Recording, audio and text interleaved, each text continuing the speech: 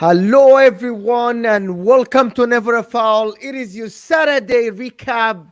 What a day! What a day! Erling Haaland, absolutely magnificent again, close to breaking the record of Salah. Newcastle from behind to keep the Champions League dream alive. Man United, easy win against Everton. Lampard start with a loss, and Spurs completely rob Brighton of the win. It's not their fault, it's VAR's fault. Of course, I know that Spurs fans, Jacob here, doesn't want to hear it, but it is what it is. But I want to welcome my beautiful panel. Michael, how are you doing? How is everything going with you? Doing good. 3 points in the bag. Nice little 7:30 a.m. start for the game today. Obviously, here East Coast of America, so they better have one because if I'm gonna wake up at 7 a.m., I better see 3 points, and that's what we did today. So, yeah. Kendall, how's everything going? Happy with the win? I saw all the tweets and everything. You're very happy with the win, of course, but you were keeping eyes on the other teams.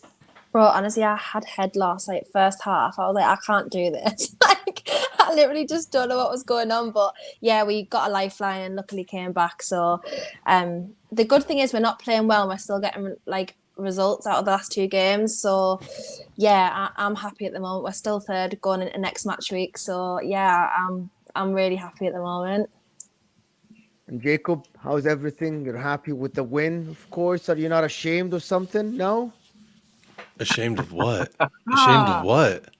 I mean, how many times in a match has it not gone your way? And you said, I just think about all the times, and honestly, it's countless. I can't even count the amount of times I've left a match thinking, wow, I just feel like I got robbed a little bit there. Yeah, we should have done better, but we got a little bit robbed. And finally, it was today.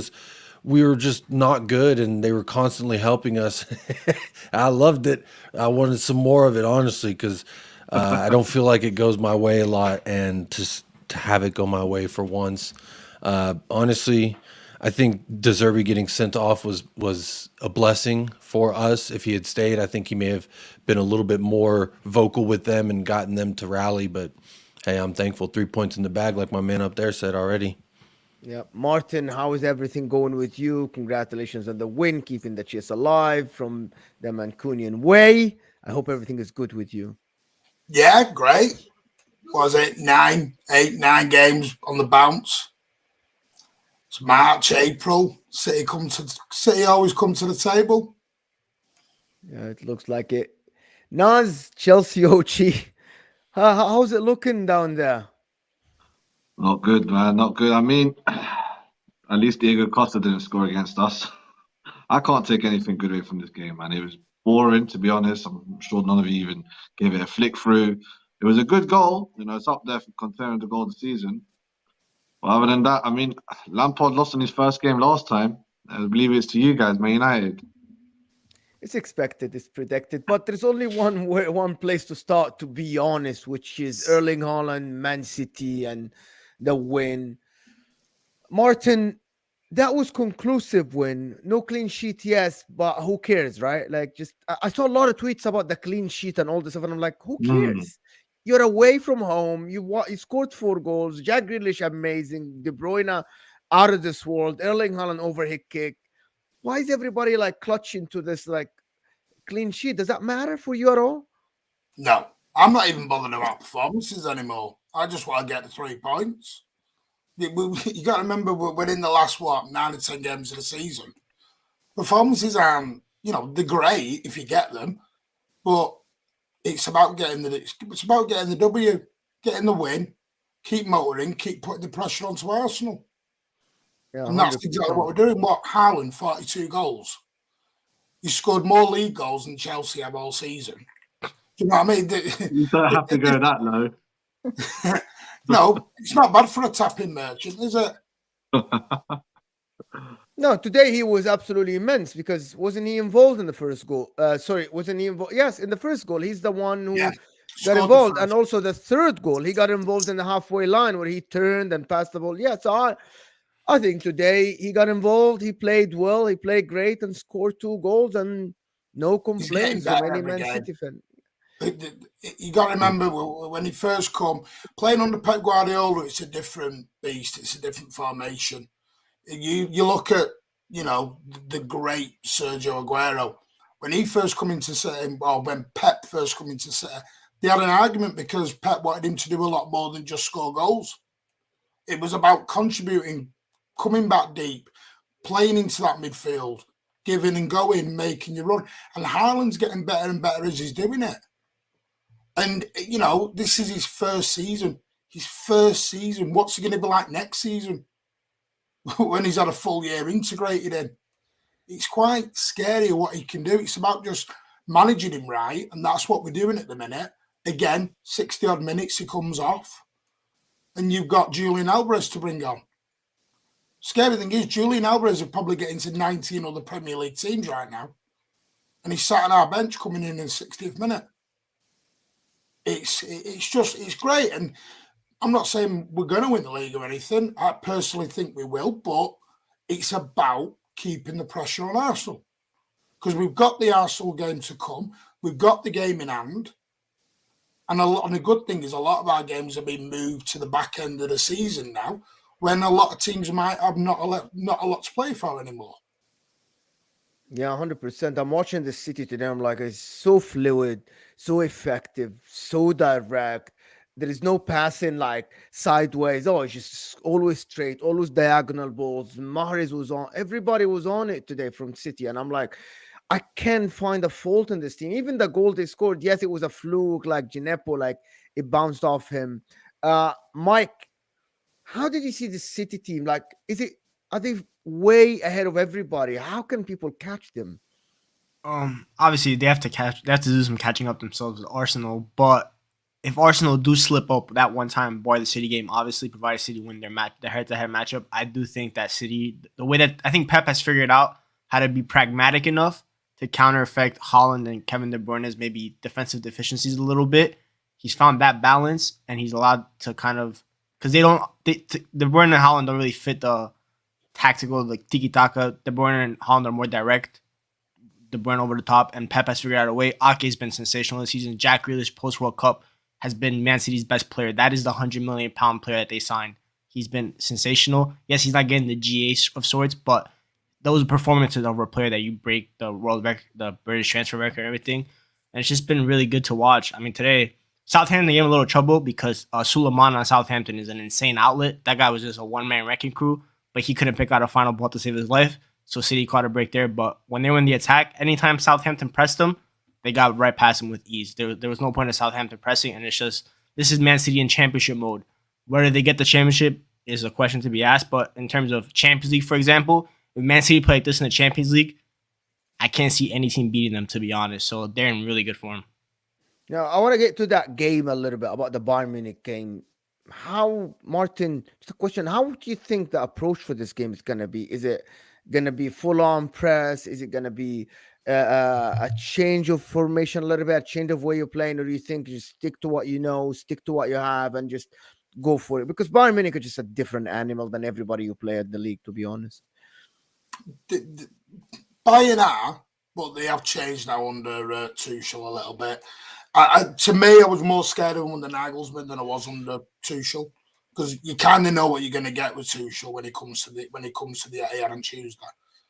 And yeah, he's got Pep's number though. He has, but if you go back, Pep won't do what he did against Tuchel the last time. He isn't going to throw out a boxed 11 or try and play some silly tactics. He ain't going to do that. On Tuesday night, he'll go out with his full 11 and play his game. And you're going to have the Etihad rocking behind him. And if City do what they need to do, they can finish this tie on Tuesday night. Because we're in the mood. Because I honestly think if we scored 3 goals or more on Tuesday, I think it's game over. Because I think we scored in the Allianz Arena. So it's all on us on Tuesday night to put this tie to bed straight away. Will it be hard? Of course it will. But the trouble is, you've got Leroy Sané and Gnabry. Are they going to do what they've really done on the Nagelsmann? Tuchel, like I said, is very different. Sane doesn't like to track back. We know that better than others. Sane, once you get past Sane on the halfway line, forget it. He ain't coming back to defend. So, and it's crucial for that midfield battle. The midfield is what's going to win and lose that game on Tuesday night. For me. Yeah. Definitely. Because the back line and the front line, at the back line, Bayern are leaking goals. They're leaking goals. And they're not very potent up front. It's that midfield battle that will win it for me on Tuesday night. And that's where I think at the moment, if you can get De Bruyne, even if he, with this three at the back and he inverts John Stones into midfield, did it today. We were playing the 3-2-2-3, and he went and changed it to the 3-2-3-1 or what? The 4-2-3-1 is what he did. And it worked. Yeah. Kendall, how are you seeing this City project being, you're owned by Arabs as well? It's like the unlimited funds, or not the unlimited fund, but the amount of funds that is available to you. You're looking at this City and you're thinking they're getting better every year. Do you think you can catch up to them with your ownership? Yeah, it might take you 5 years, 4 years, 7 years. But do you think you're in the same route as them? I would hope so. Whether or not we are or not is a different story. But our owners have done pretty much everything right so far in terms of the club. Structure, player purchases, spending not loads of money, but obviously a big chunk compared to what we're used to spending. So, yeah, I would hope we are. Obviously, City, the blueprint, we've kind of... I can't remember much about the City takeover now because it was a long time ago. So obviously, Martin, you can correct me if I'm wrong with certain things. But we seem to be following that closely so far in terms of initially coming in, and instead of what kind of Todd Bowley was doing, which I'm just using him as an example because he's another recent takeover, he was kind of overseeing a lot of the negotiations at first with like players and things like that. However, we haven't done that. We've come in now, Ron, said and immediately, like, we are signing people in the right areas at the right club in the right roles to do the jobs that they are there for, rather than us taking over, which I think City did at first as well. But we've I don't think people understand that we actually never had the roles that we've got now is in like sport and director, like chief executive officer, commercial officer. We had none of that under Mike Ashley. We didn't even have anyone to do those roles. It was two people. It was Mike Ashley and Lee Charney who did pretty much everything. So yeah, it is a big change. And I would hope that we followed City in a sense of obviously their success and everything like that. And I don't care if you spend money, like, it doesn't bother me at all. It never bothered me when we had no money as a club either. And I was like, why does everyone get so pressed when other clubs spend money? Like, it's not your money. Like, obviously I understand when it's a disparity between like the richer clubs and the poorer clubs, and I understand that part if that's the argument. But if it's just jealousy, I'm like, oh man, grow up. Everyone's got to experience at some point. So yeah, I would hope that we followed City in City Soup. But I mean, we're pretty ahead of schedule now because I expected us to be here where we are now in 5 years. So if we can keep this up, then if we can get Champions League in the first year of the takeover, I'm taking it. I'm taking it all day long because I'm genuinely, that was something I never expected ever. Yeah. Last thing about City today, I want to ask Jacob one thing. How do you see the City team being Spurs? You guys like sort of project Antonio Conte and all this. How do you look at the City team? How do you see the City team? Do you think they get better next year? Do you think it's going to be very hard for everybody to catch them, or do you think that this is the top, and Guardiola, if they win the Champions League, this is going to be it? I see them as a team that even the people on their bench could walk into the 11 of my team. So I've always viewed them as a team. I don't know how or why Spurs have their number, but for whatever reason, we're able to usually squeak out a win against City. But when I look at what they're doing there, I mean, they're on the brink of potentially three-peating. That's a pretty big thing to me in a Premier League that is pretty thick. And I know some Spurs fans want to write this season off as, oh, well, it's a low season for around the league, et cetera, et cetera. To me, it is what it is. Arsenal's top of the league, and I can only hope that City will catch them. And I think that when I look at them, they, on paper, have, in my opinion, the strongest team. When I look at their bench, I think that they just have players that would immediately walk into every single team around the league, and there's not a lot of teams you could say that about. So they've built something very nice. As far as everything else, I mean, I don't even know if I'm qualified to speak on. I'll take who y'all getting rid of. I'll take them. That's how I feel about City. You ask me how I feel about City. Who you getting rid of next? Cancelo. I wish we would have known y'all getting rid of Cancelo. We would have taken him. He would walk right into our team and be arguably the second, maybe first best player in that team. So, give me whoever you got. Is how I feel. Yeah, 100%. The City team are like strange, to be honest. Martin, anything you comment about this? You think you're gonna get better next year? You think this is just as the start of the Haaland Alvarez era under this magical Pep Guardiola? I mean, what we've been told and what we're hearing is City are planning a very big summer. There's a reason City have held back money for a year or two. You know, there's a reason why for the first time in a while we won the Net Spend Trophy in the summer. There's a whole reason behind that. We know we're going after Jude. It's a straight fight between us and Liverpool for Jude. To where that's then Jude's decision where he wants to go. We're after another midfielder. We've been linked with a couple of wingers. They're not really wingers in City's team. They're more wide men. But it's interesting, like what Kendall was saying there, is like what we did. It is a similar journey. And you hear like Amanda Stelber's come out and she's been down to visit, you know, the City Academy and the CFA and everything because they're looking at the blueprints of it. And the simple fact is what Newcastle, and we had to do it. There's steps to it. So, for example, Longstaff and other players like that, Trippier, they ain't going to be there in 18 months. It's a project as you're going along. You'll always go to that next level up. Maybe even Eddie Howe, won't be there in 2 years because that isn't going to be the long-term vision. I don't know. Kendall can correct me on that or not, but it's a journey, and everyone's spent money. See, trouble is with me, everyone calls me a dinosaur because I still remember, United splashing $2.5 million on Gary Pallister. Everyone has spent money. It was just because City started doing it and Chelsea started doing it and Blackburn, how did they win the league? Because they spent Chris Sutton money and Alan Shearer money and everything else. They spent Chris Sutton out of Norwich for $5 million, whatever it was.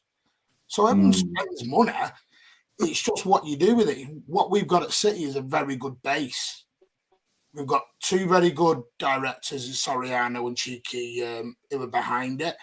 We've got everything we need with the CFA. But, and it's just, we land where we land. I've jokingly talked about treble. I'm trying to keep away from the treble talk because I do think we'll get to an FA Cup final. Can I ask a favor? Just focus on the league, please. Please just focus on the league. Take care of the league. No, it's funny, the league, because I do think Arsenal will slip somewhere. They have to. I've been saying it all season, though, so I've been wrong all season. I'll go to St. James's Park. Kendall, please, tear the place down like you can. But guys, there are no Champions League signs. last year. There are no signs of this. This is what there are no signs of Arsenal slipping. There are no signs yet. Every test they faced so far, and everyone's been like, "This is the one." It's not. It's not happening. They're literally exactly. genuinely mowing teams over like 3-4 goals every single game. It's like absolutely, it's just insane. It's crazy. And even when someone goes up a goal, you're like, okay, maybe this will be the one. Then they put 3 on them in the second half. It's like, all right, cool. I think it'll come down to them last 5 or 6 games because I do think City are capable of going on and winning all the games in the league. 100% they are.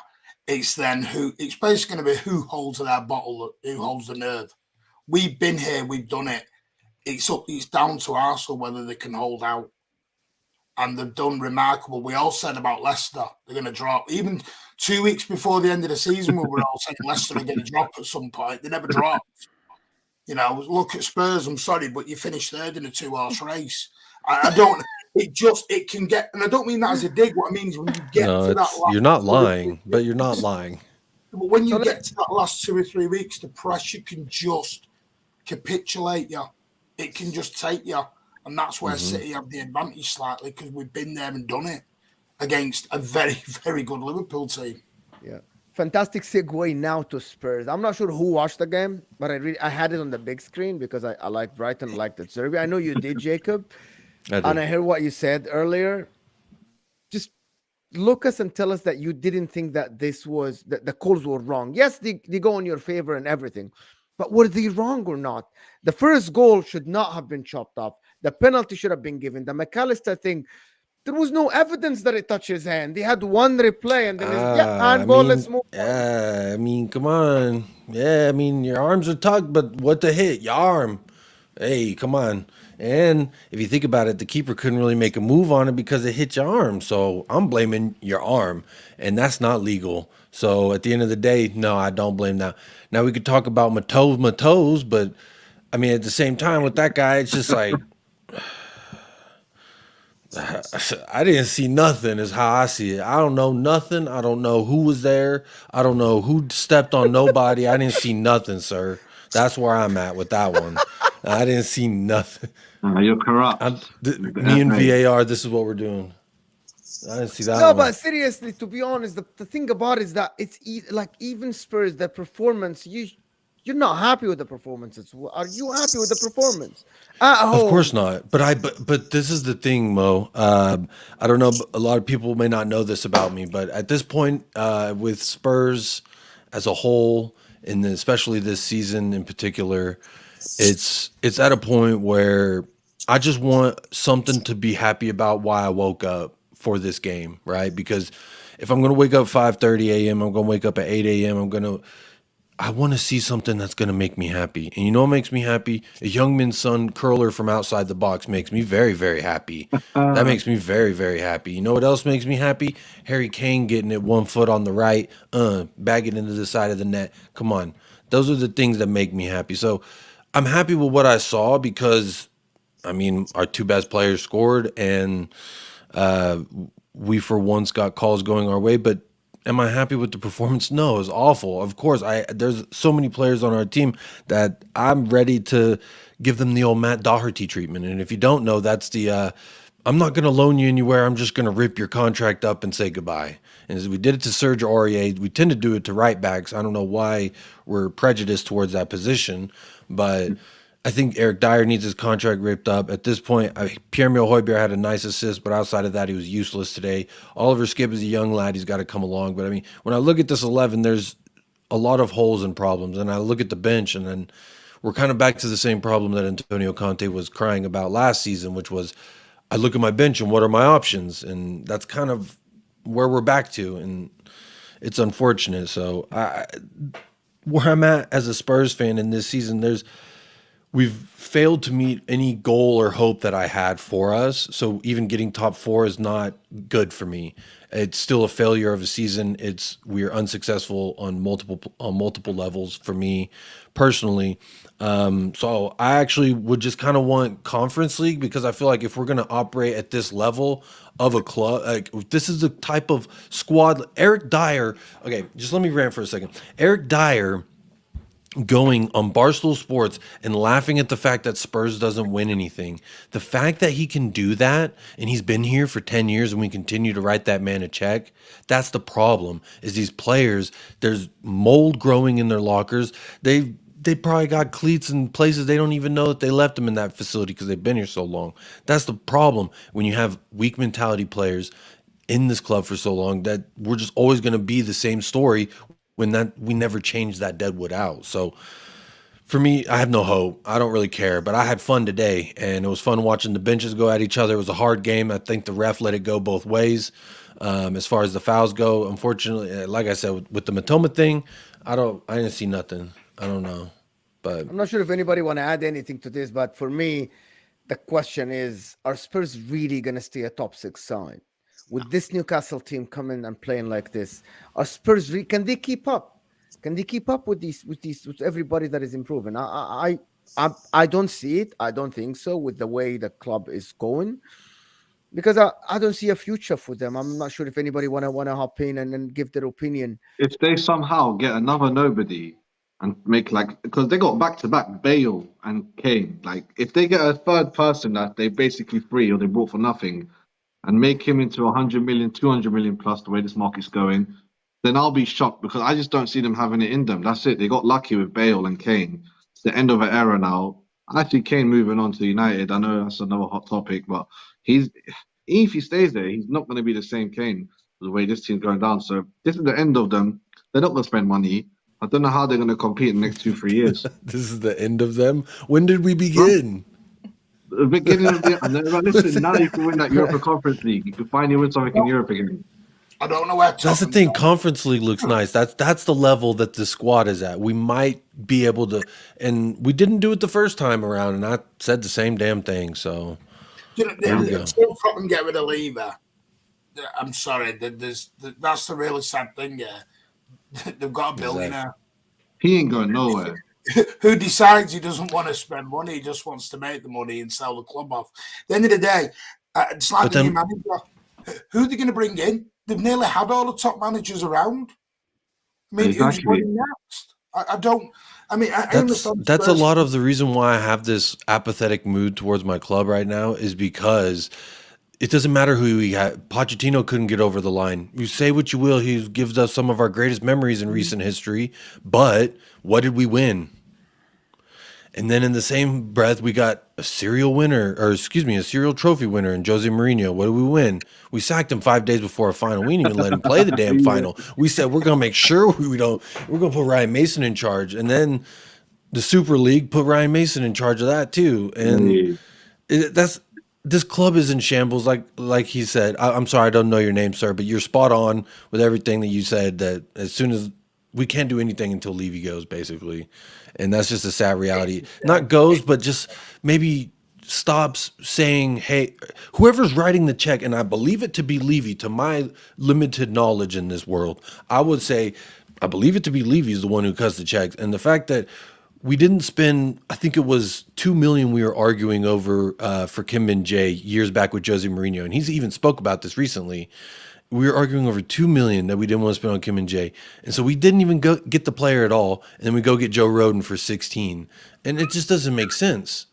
It just doesn't make sense to me. Jose Mourinho also wanted Bruno Fernandes, I believe, Yeah. and Yeah. and we got him Gedson Fernandez. Same last name, just a different guy. Oh, and man. it's just like these are the things that we do. We're constantly shopping. We're building houses with toothpicks, and we're wondering why they're not holding up. And it's just insanity at this point. We're just running in circles as a club. So I really don't care anymore until something changes or gives me a reason of hope. Conte was my last hope. I even got a little figurine of the guy. I love Conte. I was so excited. I was singing Antonio all the time, and it's just like once that sad truth became, he started saying, "Hey, I'm not here to win nothing. I'm here to just get fifth." That's when me as a fan, I said, "Okay, I need to temper myself because I get all excited in the summer thinking maybe we could do some business. Maybe we could do something in the next season. Maybe we could win a conference league. We can't even win a damn conference league." So You've there's got a no nice hope. stadium though and a good cheese room, so it's not all Wasn't bad. that nice? Yeah, and a long bar, and I think the beers you can fill it up in 2 seconds. Ain't that cool? Fucking Yeah, A. it's astonishing, to be honest, how Spurs, they built the stadium now and they got everything. The fans are there and everything, and they can't get the structure to win or even challenge, And the like fans really today- challenges. Did you hear the fans today, Mo? Singing No, for I didn't. Pochettino? They were singing for Pochettino. And this guy literally said when the stadium opened, "This is great. You have a nice new house. Now fill it with some furniture." And we still haven't filled it with any furniture. So Yeah, Spurs are he's very going to come weird back and animal for they're me. singing for this man to come back for what? I don't get it. Thing about it is that Spurs, they are losing the global fans. That's one of the things that makes your club more successful, is that your global image in America, Asia, Africa, and the other away from Europe. And I feel that they're losing this. I just feel it. And I can tell you that here in America, Jacob, you can tell me this, that the community is getting smaller and smaller here because people don't want to support the Spurs. They don't want to get behind the club because they feel like the owners, they do want it to develop. They do want progress. So why the fans would support this club? It's just very strange to me, to be honest. You have supporters who supported for 40 plus years and supporters who supported for 5 plus years, all saying what happened to Tottenham. I mean, there can't be millions and millions of people around the world that are all mistaken about what's happening with this club. If we as fans, if me as an armchair person who just could sit on a YouTube channel and talk about it, could say and diagnose the problems with this club, if outside fans can say and diagnose the problems with this club, to me, there's systematic problems from the top down, and that's just not going to be fixed overnight. So that's why I've always been saying Ryan Mason in. Long may he help us just help this boat sink so we can fix it. I don't know what else to do at this point. Sean from Spurs Talk Show. You're gonna see him on. We Rivals, do have the most supporters clubs in, but you can ask people who run those supporters club. I just spoke with one, you know him, Leo. He runs Colorado Spurs. He said attendance is down. He's like, it was one of our lowest numbers at the bar this morning. Usually people are piling in. If it's, last year at the end of the season, people were piling into these bars. Now support's a little low. And I think it's just because morale's low. Once we get things right, which I think we could, and I'm not saying that Levy can't be a part of that. He's just got to do things differently. We just got to change a tiger's stripes if you can. Yeah, 100%. I want to move on from Spurs to Man United today against Everton. Easy walk today, Mike. Easy game for you. I watched the game. Bruno Fernandes stands out. Alessandro Martinez stands out. Marcus Rashford injury is concerning for you, I guess. That's what I saw in the game, to be honest. Yeah, the first half we should have probably scored 3-4 goals, but we can't finish our dinner. There's a reason why our goal difference is like 5 still, because we can't score goals. And when we concede like 7 goals a game. But it's okay. Rashford injury, because at the end I'm like, we got the 3 points, but at what cost? Because if Marcus Rashford's injured, then I'm not gonna say our top 4 hits. Our hopes are like really gone because Spurs are not good. So I'm still confident we get top 4 with Spurs even without a Marcus Rashford, but we have 2 cup runs that we're focusing on, because if we don't have Marcus Rashford against Brighton FA Cup semifinal, we're probably going to get whooped by them. And then Europa League, we'll probably get past Sevilla, but Juventus or Sporting can beat us without Marcus Rashford. But now, Bruno Fernandes, that was a quarterback session today. It was like watching prime Aaron Rodgers, NFL. That's what I felt like today, because he was just pinging. Everything played into our hands, because Sean Dyche pulled up with a high line at Old Trafford. I don't know what went wrong with him in his tactics room or something. What an idiot. An idiot. I was expecting a low block, and this guy came out playing a high line, which is one of the worst high lines I've ever seen. We were just getting past them, but nah. It was comfortable 3 points. I'm never really scared of playing at Old Trafford anymore. Every single team that comes to Old Trafford usually loses at this point. We only lost 1 game there this year. It's just the away games that scare me now, because I think 4 of our next 5 games are away. One of them is to Spurs, one of them is to Brighton. Those are the games I'm worried about, because we saw when I went to Newcastle last week, that was arguably for me our worst performance this season, because there was not a single minute where I thought we could score in that game. That was abysmal. And Bruno Fernandes, it's looking good when he's not facing a press, because Brentford and Everton didn't press him at all. Against Newcastle, they were hunting him down, and he was just blasting it like it's rugby, and nothing was happening. So it's a good 6 points this week. Now we have Europa League on Thursday. I expect to win that. And then we have Forest away. Casemiro's back finally. Hope he doesn't get another red card. That'd be nice, please.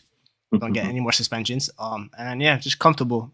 For me, it's just, I think 2-3 more wins, and I think top 4 secured for us, personally. You don't trust Spurs. To be honest, I don't know if anybody else watched the game this morning. For me, it was morning. For you, it was afternoon. Of course, for me, the game was easy for Man United. I liked how Ten Hag set up, but also, to be honest, Sean Dyche just gave them the game. Even though the goal they scored they had 11 players behind the ball. It wasn't a mistake. The first goal wasn't a mistake. The second one, not the first, sorry, the second one. The second one was a mistake, but you didn't think that Everton was going to score at any point in the game. Has anybody thought that Everton was going to score? Everton will get relegated like this. I don't think they'll get relegated, but that's another conversation. No, they're bad, but we'll stay up. I think so, guys. I'm not sure. There's 3 worst teams, and Southampton are gone. 100%. I even think Bournemouth will get out of it. Yeah, I think they will go. I think Forest will go. I think Forest are getting in that slump now. They're getting into a habit of losing. Where you had Newcastle last year is kind of where you get in that habit of winning, you just start going and going. Forest have done the complete opposite and gone backwards. And ever since they had that rumour about the manager going, and all the fans getting behind the manager, which was great. The problem is they spent 150 million in the summer. That's the problem. One of my close friends is a Nottingham Forest fan, And he said if they go down and they don't get promoted in the first year again, he's like, they're in serious trouble, like serious financial trouble, to the point like they're actually going to be in like a very, very bad situation. So they really need not to get relegated this year, because the Championship, as time goes on, is getting a lot better in quality, especially since like we were in there, for example. So it's getting a lot better in quality. So yeah, they're going to be in trouble if they get relegated. But I'd love Everton get relegated. Everyone knows that.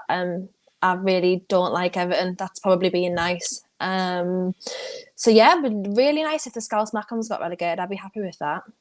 But how can Man United and Newcastle keep this up against Spurs? Because I think maybe Spurs, because Spurs don't have anything to play for other than the top four. I know they played a game extra, but I'm looking at Manchester United. I'm looking at that way form, and I'm also looking at the Europa League. And if anybody want to weigh in this, because I'm looking at them, they still are in two competitions. Yes, it's a successful season already. They are ahead of the schedule, first season of Ten Hag. But I'm looking at this. Do they really have the squad to challenge in all the three fronts? As one of the biggest pessimists that I've been the last month of Man United in top four, I watched Spurs on Monday against Everton. There's no chance that we're finishing below that football club. I do not believe that we can finish below that. They got Everton down at 10 men, and they were parking the bus. There's no chance we finish below, because we still have a lot of home games left. We just got to take care of business at home. Forget the away games. Even if we lose, we just got to take care of business at Old Trafford, win every game there, and we'll get top four. I truly believe so. And our away games will be Forest away most likely. Brighton will be a tough one. I'm not going to say I'm confident, but I think we could beat Spurs at whatever the stadium is called, Spurs Stadium, White Hart Lane, whatever it's called. I'm confident we could beat them there. I'm not scared of no Harry Kane. I'm definitely not scared of Heung-min Son with his fourth goal in the last 6 months. Even without Rashford. Does anybody see Man United winning the games without Marcus Rashford? Oh, it's a good question, you know. No, Four but to six, guys, 4 to that 6 kinda weeks. hold- Reported 4 to 6 weeks. When did that come out? Who said that? It's now, I think it's reported 4 to 6 week. Growing injury is a serious thing, and Yeah, usually more. I'm not sure. I'm afraid. I'm scared for Man United, to be honest. Who's going to take over scoring goals? Because Vegar's saying. I get in playing it. I don't know. I mean, No. Martial. Martial, man, Martial, he's all right. The big Martial's Weghorst back. can score versus No, Dyer. Weghorst- Weghorst can score versus Dyer. Whenever Martial's can Martial score and his versus wife have Dyer. an argument. Yeah, Scandal Martial is the They've just Scandal, had one, yeah. so he's fine. He'll be doing like 10 goals for the end of the season. He'll be sound. Kendall sees it. Scandal Martial is the best footballer this league's ever seen. I'm telling you, Scandal Martial is dropping 2G every game. It's beautiful. But Bruno Fernandes can chip in with the occasional goal. Anthony might hit one long range shot a game, maybe. Who knows if he could do that for me. Garnacho's going to be back in a couple weeks. We'll find goals. It's not going to be pretty. I'm not going to say our performances are going to be anything convincing like they've been the last couple of games. But I figure we'll figure out a way to go over the line, because Spurs have a daunting schedule still. It's not like they have so many easy games. They still got to go. They still got to go to Anfield. They still got to play another couple of games, and they're just inconsistent. They're more inconsistent than us, in my opinion. Yeah, I'm looking at this Man United without Luke Shaw. Yeah, but Martial, Casemiro, Eriksen is a very, very big player coming back for you, to be honest. He's absolutely amazing. I love Christian Eriksen. I love him on the ball. He's someone who controls the tempo, plays really well. So I like it. I like Erik ten Hag, to be honest, and I like this 56 points, 53 points between Man United, Newcastle, and Spurs. So Martin is about to leave us. So Martin, I want to thank you so much for being here with us. I really appreciate it, my friend. And hopefully we can see you soon. What's Thank your you so Twitter? much, At Horsey City. We used to have a channel one, but it got stopped. I don't know why. So Someone said something. the channel one is now at Horsey City, but it is under the Mancunian way. Yeah. Big up, man. I'll try to give you an ad. Thank you so much, Thanks Martin. very for much. being here. Big We'll up. see you Nice to meet soon. you. We'll see you Yeah, soon. nice to meet you, Thank man. you. Take Nice care. to meet you. We'll go. I'm gonna keep talking about Man United and the chances of winning the Europa League. Does anybody? Is the question? Do you think getting top four is more important than winning Europa League at all? It's the same thing, though. If you win Europa League, get Champions League, they'll get you it get a in anyway, medal. aren't they? Yeah, you get a little bus tour around the city, because they can't go around the city with the Carabao Cup. That's just the truth. Ten Hag doesn't have the balls to do that, you know. So he needs that Europa Cup so he could go around the city. You know, that's one of the best things in football that not many fans talk about, man. I kind of lived for that day when I was a kid. I'm like, yes, we're going around the tour in Fulham, Hammersmith, gonna laugh at the other fans. Well, I yeah, don't man. think a top four. Yeah, I agree with you. Carabao I Cup was not talking quite big about the enough, huh? Europa League. You get top seeded in the Champions League the year after. Top four, you're gonna be like probably seeded third or fourth in that group, and it's you're gonna get Mm. a tough group. So Europa League, I think, is more important. If That's we won the And the Carabao, final. we'd definitely have a bus parade. You know we what? Well, we Kendall, only that's won it for like different. That's no 65 shame. years, so Yeah, it's I been that want to, long now. I'm dangling that from the cathedral in the city centre. Like, you don't understand, like that. Yeah, That is yeah. on display for me. You remember when Jose Mourinho threw his medal? I was like, oh, I was on the complete opposite side. I was like, oh my, I wish I was there. I would have killed them people, they'd have grabbed them medals right off, man. But talking about Jose Mourinho, him versus Man United in the finals, how about that?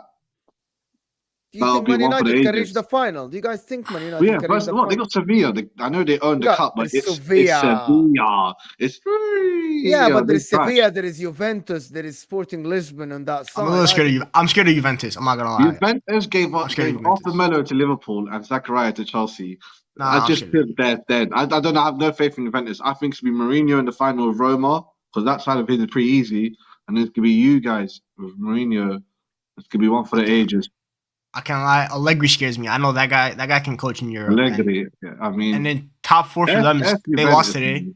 They lost today, so that kind of put a little dent in their top four hopes. So the Europa, and they need Champions League for their financials, obviously. So I'm not gonna say Di Maria is a clutch European player. Vlahovic can score. I'm not gonna say it's gonna be a walk in the park. And with no Marcus Rashford, that doesn't make me confident against Juventus. I still hope that we beat them, but I expect to win the Europa League. I expect to. Whether we do it, I expect it to beat against Villarreal, and we didn't win it then. So anything can happen, but I expect to win it personally, and I expect to get top four on top of it. Yeah, go to Chelsea a little bit today. Why? No taste, stale, nothing going for them. Frank Lampard with no tactics. What are you doing? He Frank is. Lampard, man. This is I the can people. even look When at I you saw in this news, shame. and I'm like, football is crazy. These people must be crazy to hire this guy. I said already, Football it's a bad management is like Bollywood movie. it's like the only job that you can do badly in and still get a good job afterwards. It's like very bizarre. Like Frank Lampard, Jesse Marsh is on about going to Leicester when he was literally sacked for nearly getting Leeds relegated, and Leicester are in a relegation battle right now. Like Roy Hodgson's gone back to Crystal Palace. To be fair, they did win under him actually, but that's another story. Like it's just weird. Like it's just it just doesn't make any sense to me. Like what job has Frank Lampard ever gotten on merit? Like ever in his whole entire life? None. He's never had a job on about merit. the Derby job when he got the Derby placement. They say he was On gifted merit, that. though. Yeah, he's On got to merit, be. He's got to be gifted because he didn't. What did he do to get that job? Like, do you know what I mean? Like, it's just. I know he's not the only one. There's He loads promised of him them. Chelsea loans. That's what he done. Swear down, But that's what it's he just, done. it's just madness. It's absolute madness. I think he do it for free. Like, I'm like, this guy must be doing it for like £100 a game. Like I don't think he's here for the money. He's trying to stabilize the back. It's not working. He was proper pissed today, but he tried it. He tried to rest key players for Real Madrid. So just that mentality that he took them too easy. He thought about Madrid beforehand. Like honestly, that game it was so predictable as well. Everything, man, just it hasn't changed. Imagine if he was winning Champions League with Frank. It's not gonna happen. It's We're not gonna gonna end up having happen. him next year. He'll go to Istanbul. He'll go to Istanbul, make me travel all the way there all happy, and lose it in the finals. And I just don't have any faith in it. Just don't have zero. I want 1 point. I think we're gonna win one game this next season for sure. This season, sorry, it's only Nottingham Forest game. I'm there still. It's my next home game I'm going to. That's the only game I think we're gonna win. And other than that, I don't see us beating any of these teams. United, Arsenal, they're not going to let us beat them. Brighton, come on. Chelsea are in a shambolic place with all the money. By the way, the people that don't know, if you don't qualify for any European competitions, I think questions are going to be asked about the financials. People want to say, yes, you signed long contract and stuff. Yes, that happened. But still, you still spent a lot of money. But if you see the list of players leaving, Mo, you'll need to get rid of a lot of players. Staggering. Yes. And it'll just help us get rid of some dead players that don't want to move.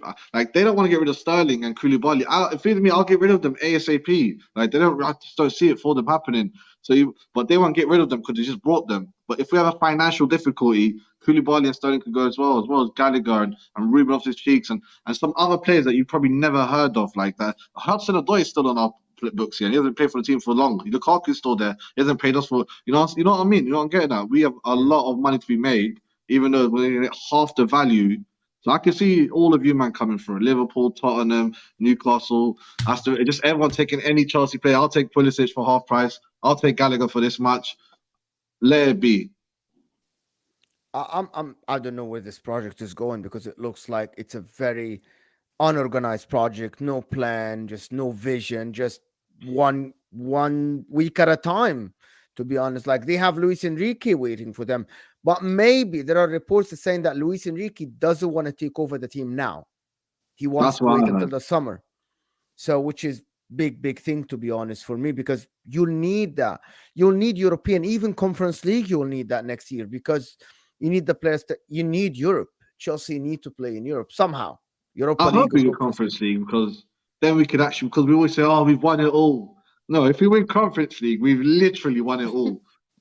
Yeah, 100%. I'm not sure how are you seeing the Real Madrid game. No, how are you seeing that? Last time I had faith in Lampard in Champions League, I believe we lost. I think it was 7-1 on aggregate, or was it 8-1 to Bayern Munich? I see something similar happening over 2 legs. He's going to concede 7 goals. I mean, we already, people are speaking about, oh, if he does miracles, he'll stay. No, because of this loss today, he could win the Champions League. He still can't stay. Like, I'll give him a fat bonus, cool, but just it's not meant to be. It's just, I'm sorry, man. Lampard, you should take a nice step back, go Championship. You've done well there with Derby, and just start again. Real Madrid, no way. Do you see us beating Madrid?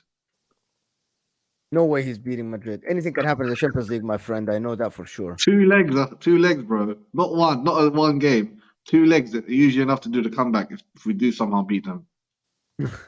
Yeah, but people, make sure to hit that like button for me if you haven't yet. We need to get to 100 likes, please. But last place, to be honest, today was Newcastle. I was watching the game. You got dominated the first half tactically. It was very strange to see Newcastle out of ideas. Eddie Howe's trying to point to places to be, but Thomas Frank, what a coach, to be honest, that first half. But second half, you literally deserve to win. I think that Newcastle deserve to win. I'm behind Newcastle, by the way, just to say that, because of the Saudi owners. So I'm behind Newcastle. But Kendall, you watched the game, of course. How did you assess the game today? Yeah, it was like just, I know that's a very cliche saying, but a game of 2 halves completely. The first half, we were like begging to capitulate. It was bizarre. Nick Pope was just off completely, doing weird things. Sven Botman had one extremely rare bad half from him because he's probably been one of the best centre-backs in the league this season. Not probably, he has. And obviously because we have the best defence in the league this season statistically. And honestly, I was like just watching it. I was like, what's going on? I'm just not used to this at the moment anymore. Even when we were like West Ham, for example, we didn't play our best, but we were still good. Like we were still on top for most of the game. But honestly, first half was just crazy. I was like, we should have been 3-0 down. Nick Pope ruined Ivan Toney's penalty record and saved a penalty, an Ivan Toney penalty, which was crazy. And then I just was like, okay, we're going to go in at halftime. We did this at West Ham, went in at halftime. Eddie Howe kicked off big style and was like, this is not good enough. Like, you really need to fix up. Absolute opposite again. Today I was really happy with how Eddie Howe changed the game tactically. His subs were made at the right time and changed the game completely. So yeah, it was just crazy. But if we can, this is the thing about us at the moment, and I've never had this as a Newcastle fan, even like a long time ago, early 2000s, we are actually winning games when we're not playing well, which is like a lot to be said for a good team. So yeah, we're winning and we're not playing well, but the first half, I don't need to see that again this season, thank you. I really don't. I was just not ready for that, especially obviously Man United had won as well. Tottenham had were gonna win, so I was like, oh, I can't do this, it's just too stressful. But yeah, we've won, so 5 wins in a row now. We're same form as Man City and Arsenal, so yeah, we're doing okay at the moment. I'm rooting for Newcastle to get top 4, to be honest, because that was my prediction midway through the season. I said Newcastle will get top 4, and I hope that you get top 4, to be honest. We've been there most of the season, so I would be gutted now if it was like the business end of the season, we've got 9 games left. If we had 9 games left and we dropped out now, I'd be like, oh, I'm gutted. I'd be gutted, but I wouldn't be like to the point it wouldn't ruin my season or anything. I wouldn't be like disappointed with Europa League. I wouldn't even be disappointed with Europa Conference, and that is genuinely from the bottom of my heart, because I never expected us at all to even be third in the league for at least 5 years. I said 5 years we'll be in top four at least, but I never expected it to be a year after, you know, we were literally in 20th place at Christmas like last season. So to that rise is like genuinely insane. So I wouldn't be happy. I wouldn't be like gutted about the whole season, but I would be disappointed if we dropped out now. And I would hope, looking at the games that we've got left, obviously the Aston Villa game is going to be difficult because they're on form as well. Unai Emery's got them playing fantastic. But out of the rest of the games, except from Arsenal, which as well is at home for us, we've got Southampton, we've got Leeds, we've got Everton. Chelsea? We've got Chelsea's last game of the season.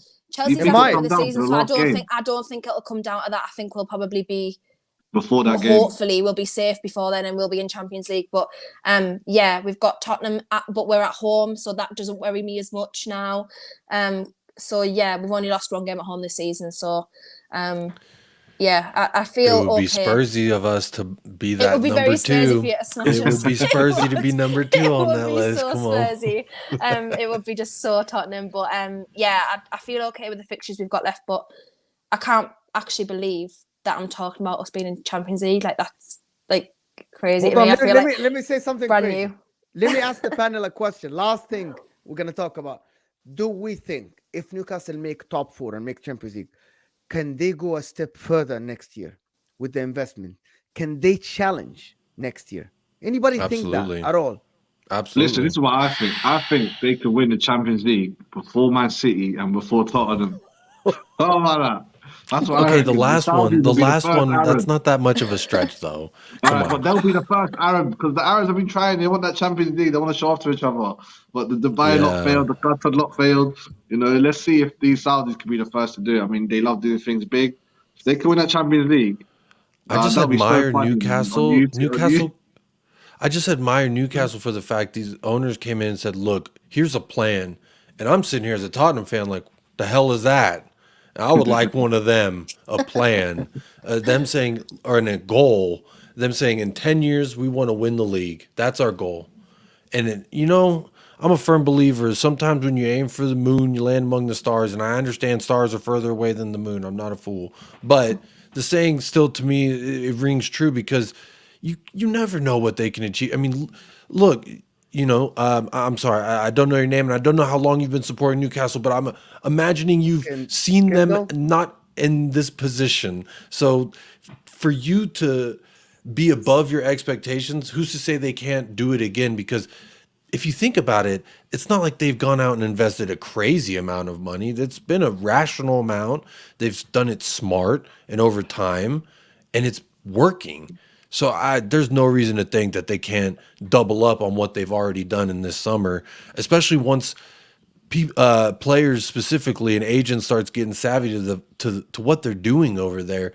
To me, it's definitely something to admire as an outsider. So long may it rain. I definitely like the shakeup too, because honestly, anyone but Arsenal, anyone but, you know, I got a few after that, but I'll start there and I'll leave it there anyway. You know, the reason why I'm saying this, because now Newcastle, they have to pay a premium for the players. But if they make Champions League and a player, the player themselves, they look and say, I want to be part of that project. Now they don't have to pay that much. You know, when the player wants the club doesn't have to go above and beyond because the player wants that. Wants to go to Newcastle, because that's why Champions League I think is crucial for Newcastle to have this attraction. It's like, come to Newcastle, you'll play Champions League, it's a fantastic stadium, full all the time. We have these owners that have a lot of money and they have a project and they have a plan. And I think that's one of the biggest thing a player looks at, especially a young player, like a player like 23, 24, 25. They want a 5-year plan for their future because they want to guarantee to have bonuses, money, and success. So that's why if they make Champions League, I see Newcastle. I don't know where the limit is because Nah, it's not you. I'm getting too gassed. The one thing though, I know, like you asked, I don't think they'll be ready to compete next year though, because I just think Arsenal and Man City are just different levels. I don't, they're and Arsenal only going to get better. I reckon Arsenal Arsenal are only going to get better because they're going to invest much more money. They're the youngest squad. Once the If they win Champions League hits them, you can say the same for Newcastle though, because they're gonna if they get Champions League, they're going to have to figure out how to play those two games a week. They usually they like West Ham, Everton, a lot of other teams. They go for Europa Cup, and that's a curse. It literally is. They always do terrible the next coming seasons, like West Ham now.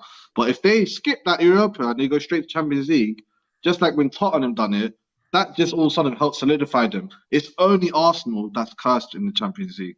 Yeah, they're cursed, but it's just I don't think Newcastle will be able to handle that yet. But they're going to be main contenders for top four again next year. But I just don't think they're ready to compete for the Premier League. Personally, I just think that Arsenal and Man City are too strong. Who knows what Liverpool do? They might come back stronger next year. We've seen them have an off year, and then the next year they fall for a quadruple. So I just think it'll be a little too soon. But in Champions League, I think they're going to be a force because no European club wants to come to St. James Park. That's going to be a great atmosphere. That's the one thing that they're going to have to all those other teams that in the Premier League that made Champions League. They didn't have a St. James Park. I remember in the 90s, I watched like old games. St. James Park was no easy feat in the Champions League. A lot of teams came there and got beat. So they're going to be a force in Champions League. But I think to compete for the Premier League, not yet, even if they make Champions League next year. Kindle is like dreaming of the UEFA Champions League anthem. She's like hearing it. She's like hearing it. Iron Napa away in the Conference League. I was like, that's absolutely fine. I'll just save my holidays for work. I was totally fine. For me to think that we're going to go to a game next year and Sean Longstaff is going to be playing against the likes of, well, not Luka Modric anymore, but the likes of Camavinga. Well, Sean Longstaff's going to be our midfielder going to the Bernabeu. Like, you don't understand. Like, for me, that's crazy. And everyone always used to say to me, because obviously this is probably a lot of my first time meeting you guys. And I've followed Atletico as well since 2004.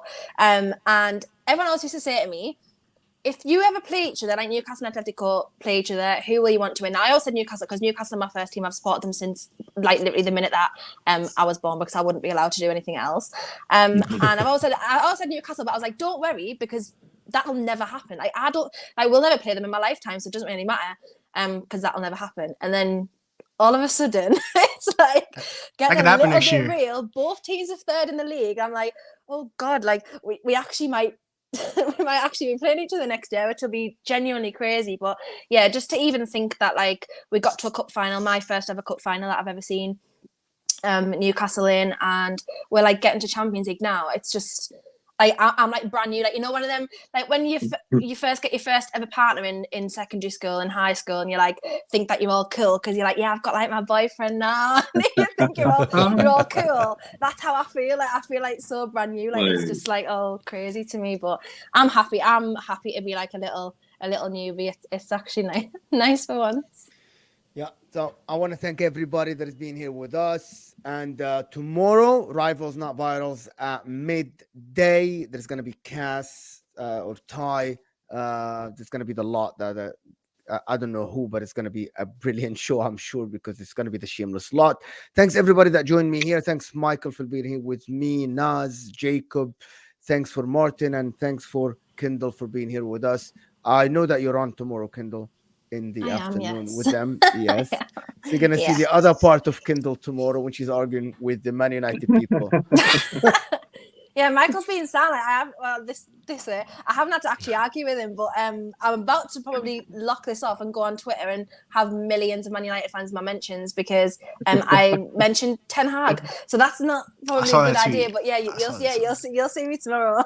Yeah, he's very strange about this. The last thing, he's very strange about complaining, and I'm like, you have a game Thursday. Hold on. He has a game Thursday. He has to play Saturday. No, but we played Wednesday and we had the early kickoff on Saturday. That typically doesn't happen. It's usually you don't get the early kickoff if you play Wednesday. They've made it for Champions League as well. They made that rule. He was talking about Sunday and Saturday. Yeah, I see his point now. You shouldn't be playing Saturday. Maybe Saturday, the last game. So yeah.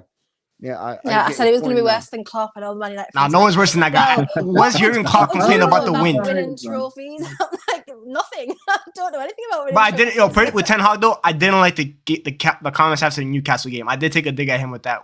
They played above their level. I don't like that kind of talk. But the scheduling complaining, I'm fine with that because the Premier League scheduling is sometimes very atrocious. Sometimes it's weird. But anyway, thank Especially you guys. this Thank season. you. Yes, it's very strange. I know what you're talking about.